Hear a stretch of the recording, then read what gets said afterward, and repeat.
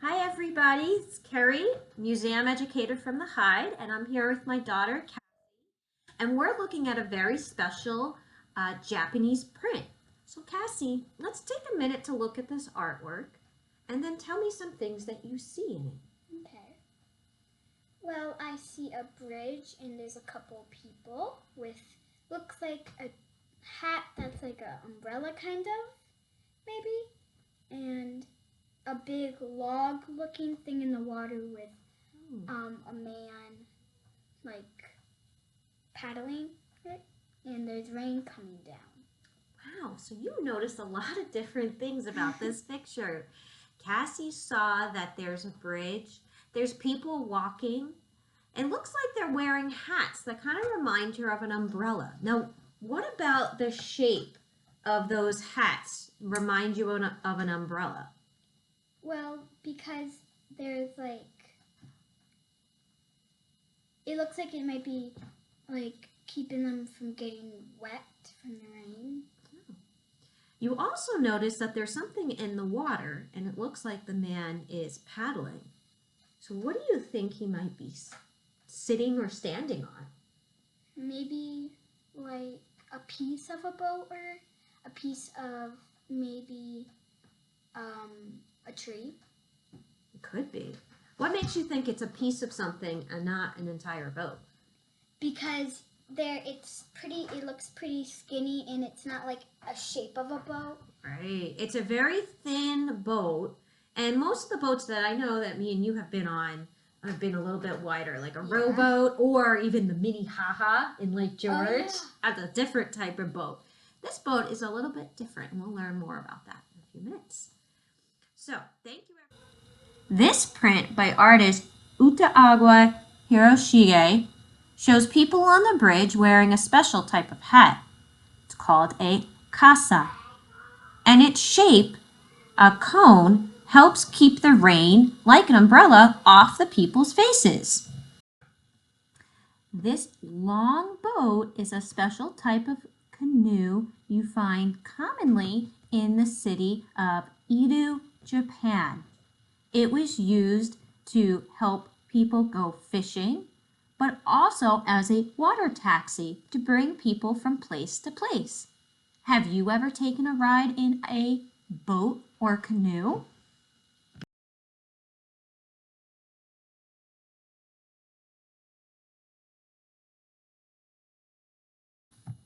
Hi everybody, it's Carrie, museum educator from the Hyde Collection, and today we're going to make a rainy day boat picture. And we're going to use a couple of different materials. I have some different colored paper. I happen to have yellow and black because that's what's available. You can use any colors you would like. You're going to need some type of glue. I have a glue stick, some scissors, and I'm using oil pastels because I really like how I can blend with these colors.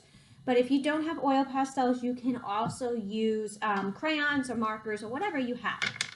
So one of the things you might have noticed in our picture by Hiroshige is that we have a lot of curved shapes. We had a curved bridge. You might have a curved boat, or maybe those curved hats that people were wearing over their heads. So I am going to make a curved line on my paper, and I'm going to do it upside down so you guys can kind of see. Almost curved line, right? Kind of like a smiley face. And then I'll connect them together. And this can become many different things. It could be the hat, it could be the boat, and it could even be a bridge. I'm going to cut this out using my scissors, and I think I'm going to make it into my boat. Using scissors with our preschoolers is a very important fine motor skill to be practicing as we're getting ready to go to school for kindergarten readiness. You'll find that sometimes kids will start twisting their hands when they use scissors. So one of my tricks that I do use is that I'll put a scissor buddy on their thumb. So whatever hand they use, I'm right-handed, you make a little smiley face. Whoop, he looks a little unsure. And now I have a scissor buddy. my scissor buddy goes in the little hole, and I always need to see my scissor buddy. That means my scissor buddy is looking at me when I'm cutting. And that helps keep proper hand grip in your scissors. Another good thing to try is if a kid is moving their elbow up or going backwards or twisting upside down and doing all these cool things, you can put actually a piece of paper and they have to hold it, and that helps keep the shoulder engaged when they're cutting. And these are all things that they can practice when they're cutting out their different shapes. So I have my boat, okay? I want to add my boat to my picture, and I'm going to use some glue to add it on there. And it can go kind of anywhere. Maybe I want to make a bridge like Hiroshige. And again, I can make that curved line. Okay? Long curved line. Our preschoolers are going to start off being able to make vertical and horizontal lines while drawing. They will then move on being able to make circles or O's. Then they will move on and be able to do diagonals. Diagonals are a little tricky because you're crossing the midline in your brain. And these are all kind of pre-writing marks. So you'll notice in your children's drawings as they progress that the different mark makings will change. And what letters they're able to create kind of goes along with the marks that they're able to make. So up and down and vertical. The letter T is very easy to do in the beginning, but letters like X and W are tricky, right? It's all a progression, and every kid does these things on their own time.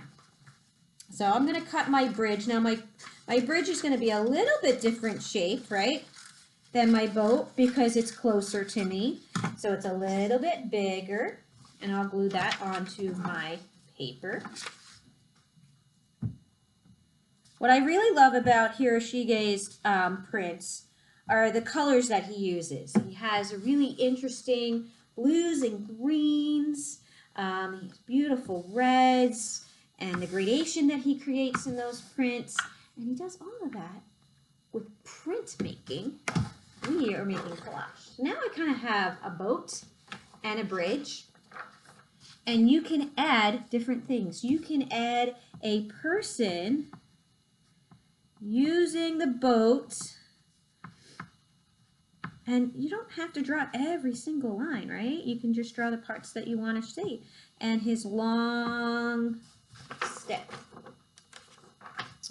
I can draw big posts that go on the bridge that help it keep out of the water with straight lines. Remember our up and down vertical lines, something that we are just starting to do.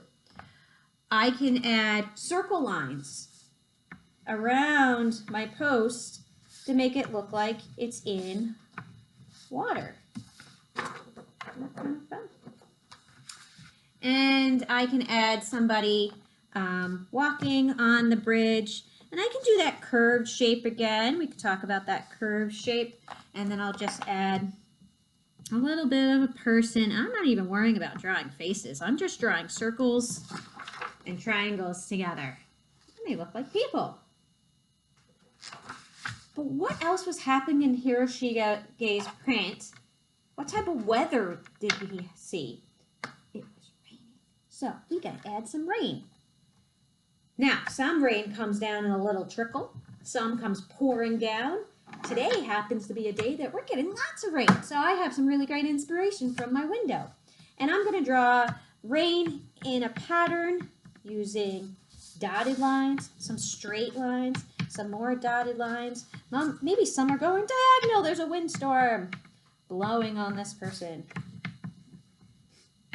In Hiroshige's print, using multiple plates to create this print, adding the rain was actually really tricky. But it was totally worth it. And that's another thing you can ask your child as they're drawing their picture, and when they're done, what was the most challenging part? And a lot of times, whatever was the most challenging is the part of the artwork that really makes it look special.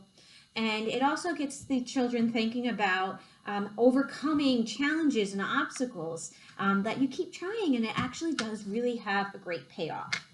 So here is my Hiroshige rainy day on a boat and bridge drawing using paper, oil pastels, and a little bit of imagination. I hope you guys liked it. Thank you. Create and share your art on Facebook and Instagram. Hashtag Hyde Collection. Join our Facebook group, the Hyde Collection group. Learn more about what's going on at the museum and also share with other art lovers and the community.